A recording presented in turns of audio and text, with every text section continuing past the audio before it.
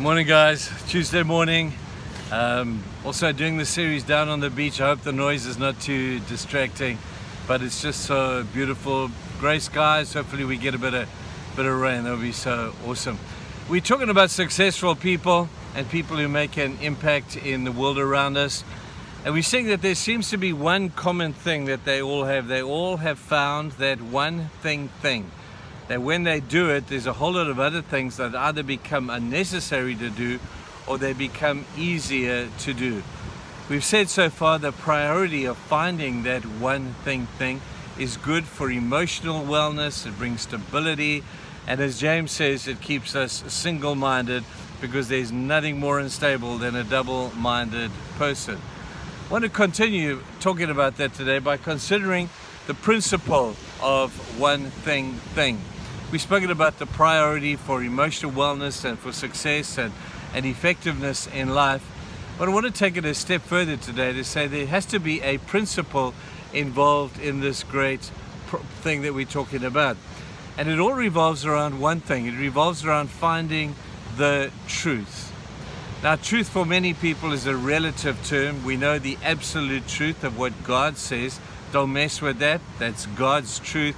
And no matter how much you deliberate or even disagree with it, it doesn't change anything. But there are in existence around the world today what I would call truisms. Things that kind of sound true, but when you test them, you find that actually they're not. I know that in preaching sometimes we will use truisms, because if you say it convincingly enough, you're going to convince a whole bunch of people that the truism might be true.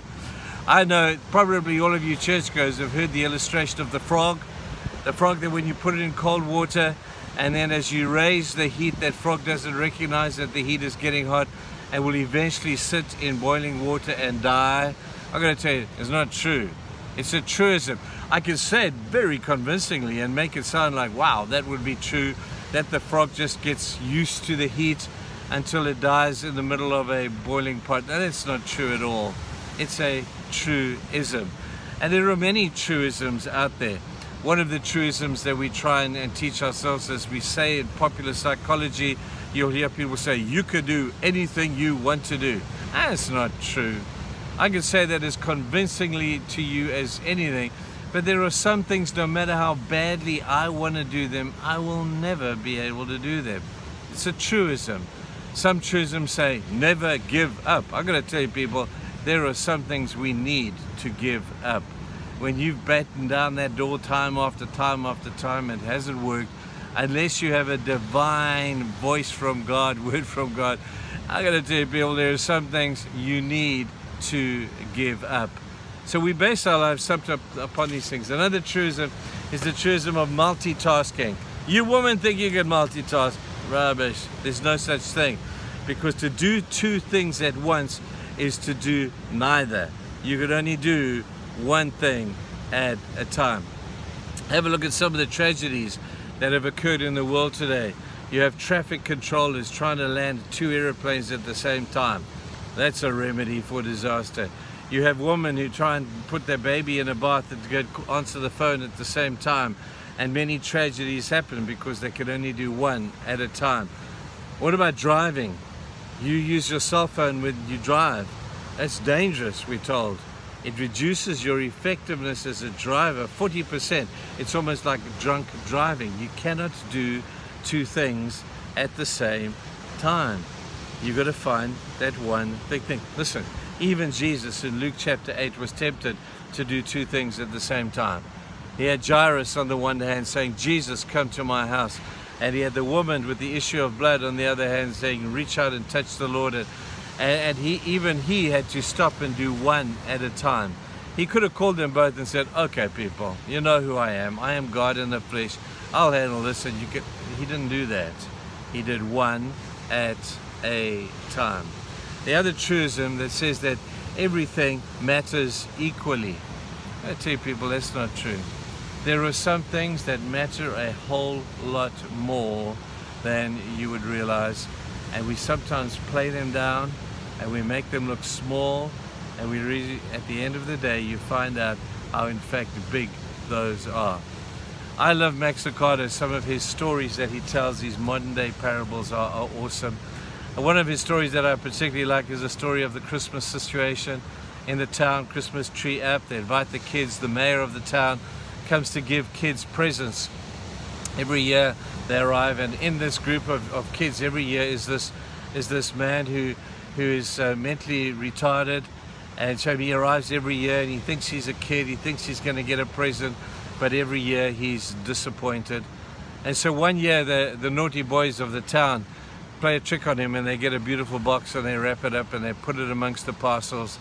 Come Christmas Eve, the mayor comes down, gives out the presents, and sure as that's this year, after all of his waiting and his longing, there's a present for him. The mayor stands up and he calls his name, he comes forward, he receives the present. And as he sits and he looks at this thing, the crowd gather around and they say, open it, open it, open it.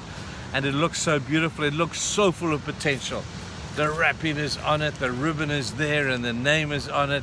And he is so beside himself with excitement that after all of these years, at last he gets a present. Anyway, eventually he succumbs to the pressure of the people and he begins to take the wrapping off. He gets down to the box and everybody's standing around saying, open it, open it, open it. And he opens the box with great anticipation, only to find that the box is empty. And the people laugh at him, and he was sad.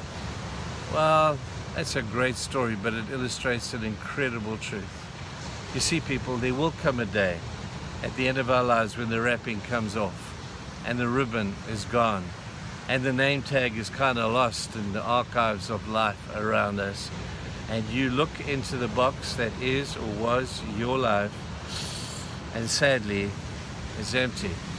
It's not that you haven't tried to fill it, you have. The problem is you've tried to fill it with stuff that doesn't count. You've tried to fill it with achievements and working harder and money and more materialistic stuff and all that stuff, and you thought they were so important. And when you get on your deathbed and there's only hours to go, you realize that the box of your life is empty. You see, there's only one thing or one person that can fill that box, and you know who I'm talking about. If God is not in your life, doesn't matter how successful you are, doesn't matter how great achievements you have achieved, the box will be empty. That's why I say to you again, Jesus said, seek first the kingdom of God, and all of these other things will be added to you. He doesn't say you're not allowed to seek for them. He just said, seek first the kingdom of God, because God is the only one who can fill the box. Sadly, and I sit at the deathbed and the bedside of many people who are passing away, and I see this to be the truth. When God is there, the box is full and the lid comes off and people celebrate all that God has done in that person's life. But if God is not in the box, how tragic is that? Seek first the kingdom. That one thing is going to make everything else easier to do or unnecessary at the end of the day. Have a fantastic day, you people. Bye.